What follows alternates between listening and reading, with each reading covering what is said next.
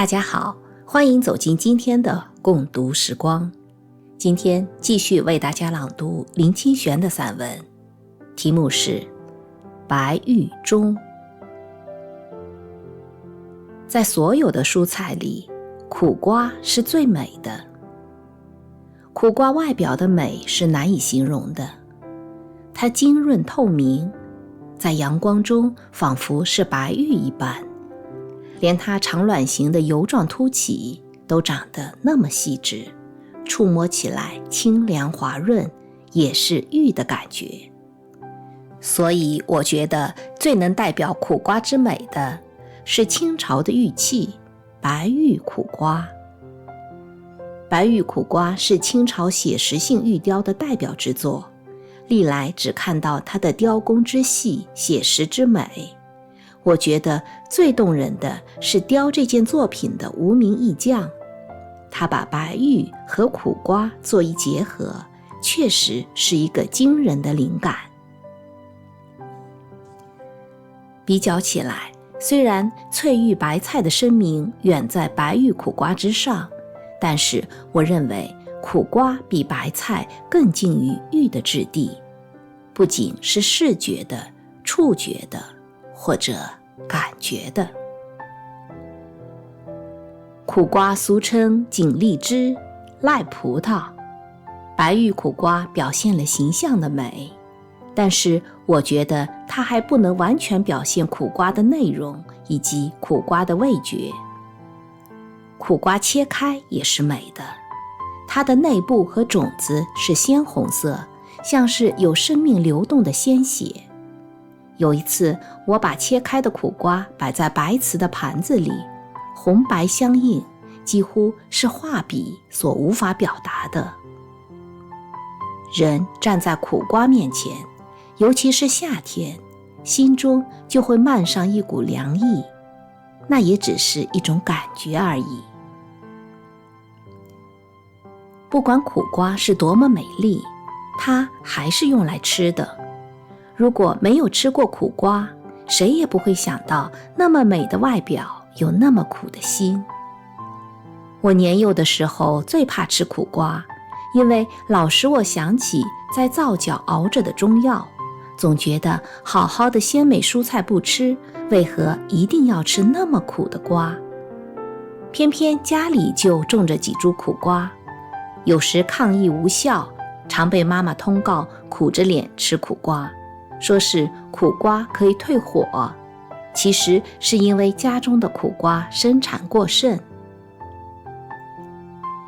是吃苦瓜还是这几年的事，也许是年纪大，经历的苦事一多，苦瓜也不以为苦了。也许是苦瓜的美，让我在吃的时候忘却了它的苦。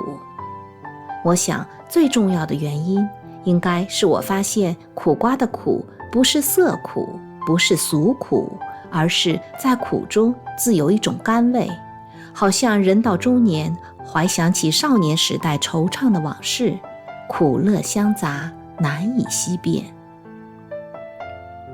苦瓜有很多种吃法，我最喜欢的一种是江浙馆子里的苦灌生吃，把苦瓜切成透明的薄片，蘸着酱油、醋和蒜末调成的酱。很奇怪，苦瓜生吃起来是不苦的，而是又香又脆。在满桌的油腻中，它独树一帜，没有一道菜比得上。有一回和画家王兰一起进餐，他也最嗜苦瓜，一个人可以吃下一大盘。看他吃苦瓜就像吃糖，一点也不觉得苦。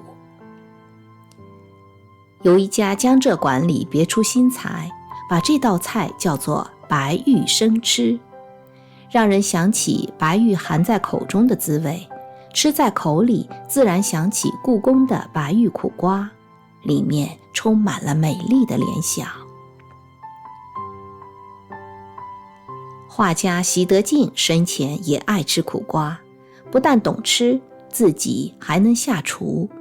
他最拿手的一道菜是苦瓜灌肉，每次请客都亲自做这道菜。上市场挑选最好的苦瓜，还有上好的腱子肉，把肉细心地捣碎以后，塞在挖空的苦瓜里，要塞到饱满结实，或蒸或煮，别有风味儿。一次画家请客，我看到他在厨房里剁肉，小心翼翼塞到苦瓜中去。到吃苦瓜灌肉时，真觉得人生的享受无过于此。我们开玩笑地把画家的拿手菜取名为白玉钟。如今画家去了，他拿手的白玉钟也随他去了。我好几次吃这道菜，总品不出过去的那种滋味。苦瓜真是一种奇异的蔬菜，它是最美的和最苦的结合，这种结合恐怕是造物者的美丽的错误。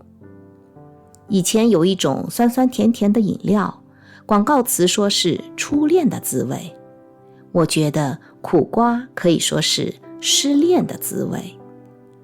恋是美的，失是苦的，可是有恋就有失，有美就有苦。如果一个人不能尝苦，那么也就不能体会到那苦中的美。我们都是吃过苦瓜的，却少有人看过苦瓜树。去年我在南部看到一大片苦瓜田里长出累累的苦瓜，农民正在收采，他们把包着苦瓜的纸解开，采摘下来，就像在树上取下一颗颗的白玉。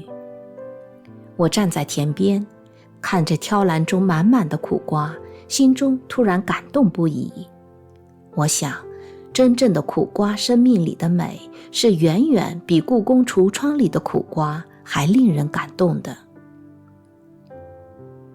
我买了一个刚从田里采下的苦瓜，摆在家里，舍不得吃。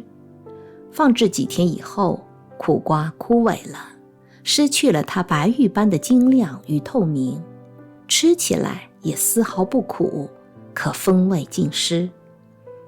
这使我想起了人世间的许多事，美与苦是并生的，人不能只要美而不要苦，那么苦瓜的创作不能说是美丽的错误，它是人生真实的一个小影。我是环佩叮当，感谢您一同度过今天的共读时光，咱们下期继续。